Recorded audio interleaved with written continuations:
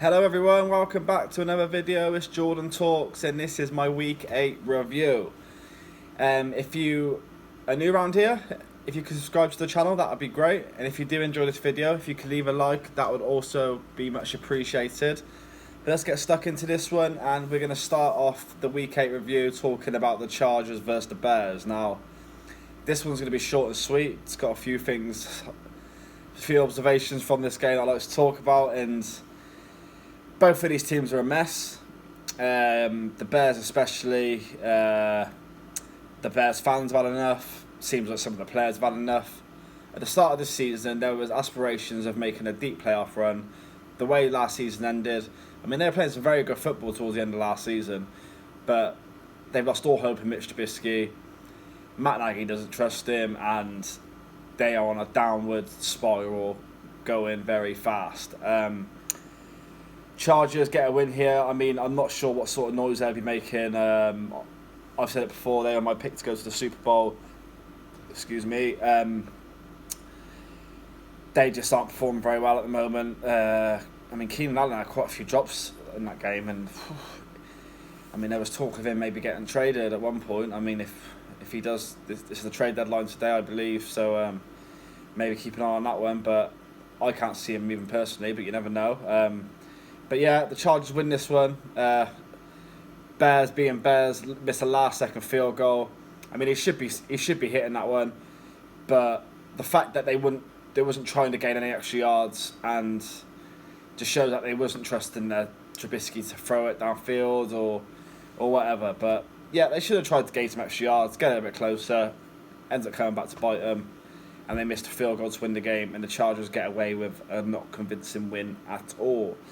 Next game, Colts versus Broncos. Now, the Colts and the Broncos played a not very good game in this one. It wasn't that entertaining, but I want to talk about this one because this is the kind of games which good teams win. The Colts were in a 2-minute drill, trying to win the game, and Jacoby Brissett somehow avoids that sack. Makes a big throw downfield, and he didn't play well in the game against the Broncos, but he come through in the clutch moments, and that's all you can ask from your quarterback. If you're in the game and you got a chance to win it, go and win it. And he got him down the field, and yeah, I mean, Adam Vinatieri scored the winning field goal, but the Broncos are a mess. Joe Flacco is not being trusted by his coaching staff. He called them out in the game in the press conference after. Now they've benched him because of an injury. I'm not sure if he would carry on playing with that sort of injury if he hadn't opened his mouth, but you know. So yeah, they're a mess, and if I was them, I'd be tanking to get one of the top picks in the draft and get a new quarterback from in the next year's draft, and then reset. I mean, the thing is, a lot of the teams in this league are in that sort of situation. So, and there's only so many good quarterbacks coming through, isn't there? So it'll be interesting to see who gets the good ones and who gets the bad ones. But time will tell on that. But yeah, the Broncos are a mess. But this is a very big win for the Colts because every team in their division won on Sunday. So it's good for them to keep maintaining their records. I think they are 5-2 now, are they? So they continue. So next up, we're going to talk about the 49ers versus the Panthers. And in this game, the 49ers were absolutely dominant, weren't they? Put up a 50 burger against this Panthers team. And if I'm being honest, I thought this Panthers team would be able to hang in there with this team. Because in recent weeks, it's been the 49ers defense who have been getting them through, not getting them through the games, but putting in their offensive positions where they don't have to do that much to win the games. But Kyle Shanahan's play designs in this game, he's a genius, isn't he? Some of the things he comes up with, he puts his players in positions to succeed. And yeah, their offense had a great game.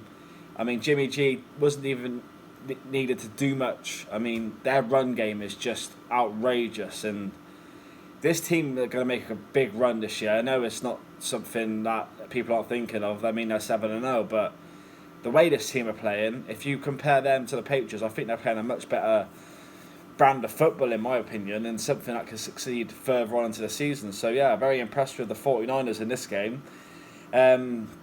I mean, Shanahan's incredible, isn't he? I mean, Washington must be absolutely kicking themselves. They are Shanahan, McVay, LaFleur, all assistant coach on their team, but they choose to get Jay Gruden from the Bengals as their head coach. I mean, that sums up that franchise. And that's all we're going to talk about Washington this week, because I can't stand that team or the owner. But yeah, Kyle Allen was brought back to earth in this game, wasn't he? It was always going to happen. The regression was always going to come. I mean, he hasn't been performing amazingly. He's just been doing the basics well. But when he's asked to do something, and you're playing against a defence like this 49ers defence, who are elite at all levels in the secondary and up front, you're going to struggle. And Nick Bosa had another great day. I mean, forget about defensive rookie of the year. You could be going for defensive player of the year, and that'll be something, wouldn't it? Because there's a lot of great defensive players in this league.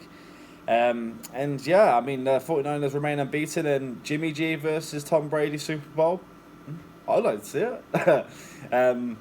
But that's down the line, isn't it? It's only 3 months away, isn't it? 3-4 months. But yeah, 49ers remain unbeaten and look incredible in doing it. And finally, the last game I'm going to talk about is the Texans versus the Raiders. And this is actually a very good game of football, I thought. Both teams play some good football. And the Raiders are a lot better than I actually thought they was going to be. No one really gave the Raiders that much hope coming into the start of the season. But they're playing some good, nice football. And yeah, they're competitive. And I think actually they might make a push for the playoffs. We don't know when Mahomes is going to be back in that division. The Chargers are trash, even though they won on the weekend, and the Broncos are actual trash. So they got that chance to they could even maybe push for winning the division, but that time will tell. And this game was a back and forth game in the second half. I mean, there was only 7 possessions in total, I think, in the second half, as the teams went back and forth, exchanging scores. And the 4-minute drill to seal the game for the Texans was pretty cool to see. I mean, you could tell Deshaun Watson was feeling himself after he scored the touchdown on the previous drive they had. And the story of the game was that touchdown, which put them 27-24 up, wasn't it? I mean, the game belonged to Deshaun Watson after that. And he is the guy who's going to kick off the high five for this week. So the high five is when I give a high five to 5 players or coaches who deserve it after what happened on the weekend. And number 1 is Deshaun Watson. What can I say? I mean, John Gruden said it after the game. This guy's Michael Jordan. I said it the other week. Is he?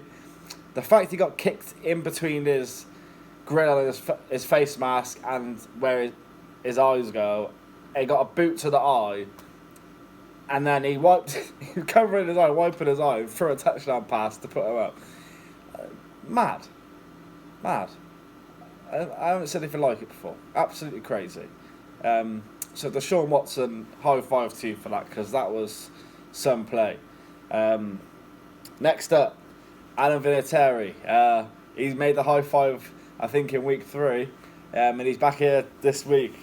So he misses the extra point to make it a tie game, and they're 1 point down, and then he nails a 51-yard field goal to win the game. Goats do what goats do. There was no doubt in my mind when he was stepping up to take that. He wasn't going to score. And there he goes, wins the game. Not his first game winner, not going to be his last. And he continues to be clutch when it matters the most. Next up, Tevin Coleman. Now, this guy had a day, didn't he? 11 rushes, 105 yards, 2 carries, 2 catches. 12 yards or something, 3 rushing touchdowns, 1 receiving touchdown. And yeah, I mean, he was out there running like Christian McCaffrey runs. He was absolutely blowing past people. This 49ers run attack is lethal. Him and Breida, I mean, they got 2 very good backs there, and Tevin Coleman's doing the stuff that he was doing in Atlanta when they went on that Super Bowl run, isn't he? Who was a big part of that team. And funny enough, Shanahan was the offensive coordinator then. So obviously knows Tevin Coleman very well and likes what he sees in him. So yeah, massive day for Tevin Coleman. High five to you. Getting 4 touchdowns in one game is nothing to be sniffed at. So fair play to you. Next up, never running back, Aaron Jones, but we're not talking about him in the high five for his running exploits. It's the receiving exploits from the Chiefs game which get him in here this week. 7 catches, 159 yards, and 2 touchdowns. I mean, he did have 60 odd yards on the ground on, I think, 12, 13 rush attempts. But him in the passing game on linebackers is a joke. I mean, he was incredible. Aaron Rodgers has really trusted him. I think at the start of last season, he was quite angry with Mike McCarthy that he wasn't putting him in more into the game. And the head coach, Matt LaFleur's he's got great plans. I mean, he's got great schemes, and he's getting the ball in Aaron Jones' hands, and he is making plays after plays, week after week, and he continues to be a massive threat. And this was the Packers were without their wide receiver star Adams in this game, but they got the job done, and they got more viable weapons on this offense. And then finally, kills me to say it, this one, because it was against my team, but Bill Belichick got his 300th career win as a head coach, and he deserves a high five after that and a pat on the back, because that's incredible.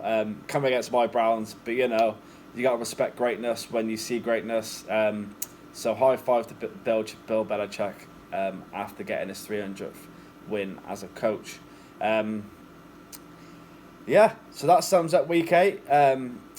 Leave a comment below. How did your team get on week 8, and who caught the eye? Who should have made the high five, and who shouldn't have, which I put in there. If you have enjoyed this video, if you can leave a like and subscribe to the channel, that would be much appreciated.